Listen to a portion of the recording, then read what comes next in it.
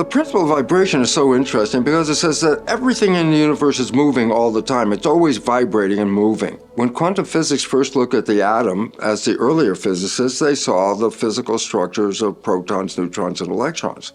But as they started to take it apart, they found out at the very bottom, there wasn't anything physical. It was a vortex of energy. Energy, you can't see energy. What does energy look like, or what is it? You can visualize energy by taking a rock and dropping it into a pond.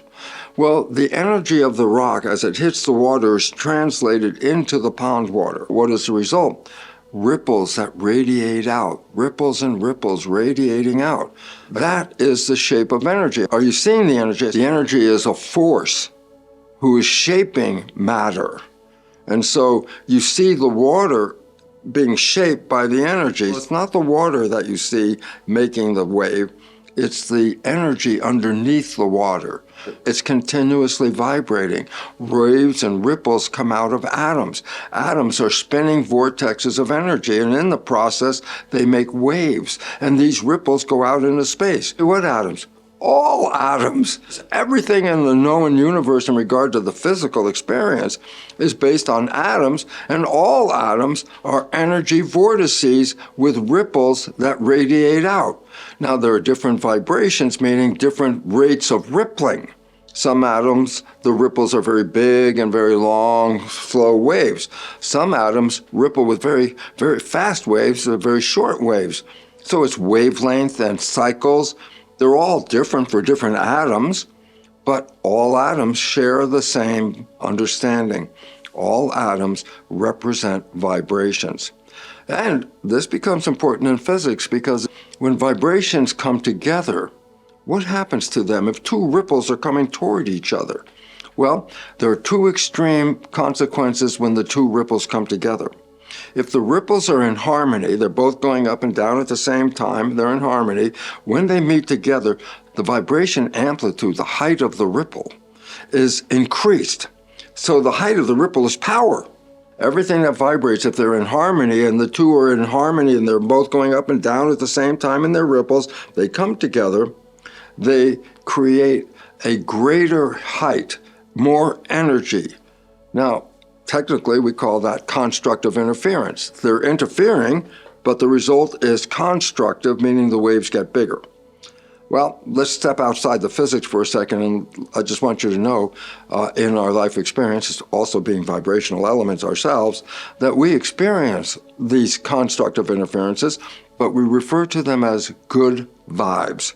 Good vibes are when you find that some energy in the field interacts with you and you have more energy and more power. Good vibes are wonderful because life is energy, and the more energy we have, the more life we have. But another alternative is, what if the ripples are not aligned? So one ripple from an atom is going down, the other ripple is going up. When this one's going down, this one's going up. They're out of phase. Well, when they're out of phase and they start coming together, they can actually cancel each other out. So what were ripples all of a sudden turns flat. And all of a sudden, there's no vibes. This is an interaction that we refer to as destructive interference, because it can take two energies and cancel them out with no energy. Well, let's take that and put it into human terms. It's called bad vibes. You know about that. You might have been in the wrong place, or a place you were unfamiliar with. You were unsure as what's going on in your world, and all of a sudden you felt your energy start to go away. You felt weaker and weaker. Well, energy is life. If your energy is canceled, you have no life. So what are bad vibes? Bad vibes are telling you that the energy in the field that you're in is counter to your energy, and in a destructive interference, these energies cancel each other out. It's very important to recognize these vibes for your vitality, because good vibes tell you you're in the right place. Bad vibes tell you your life is being threatened because you're losing energy, and since energy is life, a loss of energy, a loss of life. So we have vibration. Everything vibrates. Why? All atoms are spinning nano tornadoes, sending out ripples of waves of energy into the universe. Well, the important insight from quantum physics, of course, is all atoms are vibrational energy. vibrational energy. But wait, by definition, energy is invisible. And so this all of a sudden brings a question. Well, if we're made out of energy, how can you see me? The simple fact is this, and it sounds like a joke, but it's foundationally true. You can see me because the lights are on. The light is photons, particles of energy that are coming from the light source. And when the photons hit your energy, they're repelled backwards. And so you don't see me, but you see the reflection of light coming off the surface of my energy. And so you see the light, it's like a veneer of photons. Underneath that veneer of photons, I'm an invisible structure. Why? Atoms are energy, and energy is invisible. So fortunately, we have an opportunity for light to illustrate what appears to us as matter, although it's all energy. While our bodies are invisible, you can only see us because of the reflected light. But you know, the new technologies that medicine has called scan systems, MRI or CAT scans, for example, when you see the result of these scans, you can see all the structures in the human body. But you have to then step back and recognize the scan doesn't read light. The scan only reads energy fields. So guess what? The structures in your body, invisible, but are fields of energy that can be detected by a device that reads energy. So underneath that veneer, we're invisible.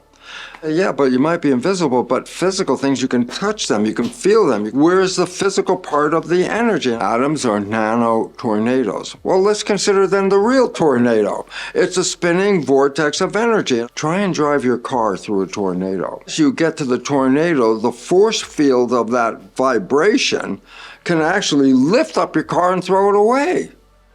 Vortices of energies, nano tornadoes, have force fields to them. Now, when you try to touch something, this hand, oh, it looks physical to you, right? Oh, when I shut off the light, you're not going to see it.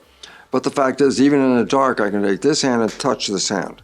So what am I touching? You're touching the vibration. Shouldn't my hand go through? The nano tornadoes of the atoms making up my body, each has a small force field. But when you put trillions of force fields together, they're very powerful force fields. So this hand cannot go through this hand because as it hits the force field, its force field will be repelled. So basically, vibration leads to the world that we perceive of what? Physical matter, physical objects. Those are illusions. It's got all the debris and the dirt and the dust that's been picked up by the windstorm and thrown all around. But here's the point. If you take the dirt and dust out of the tornado, it's still an energy force field, even though now you can't see it. An energy force is invisible, but you can feel it because it will push on you, you push on it, that feels physical. As far as we know, the ancient people weren't talking quantum physics, but they obviously knew quantum physics because they understood the nature of the vibration.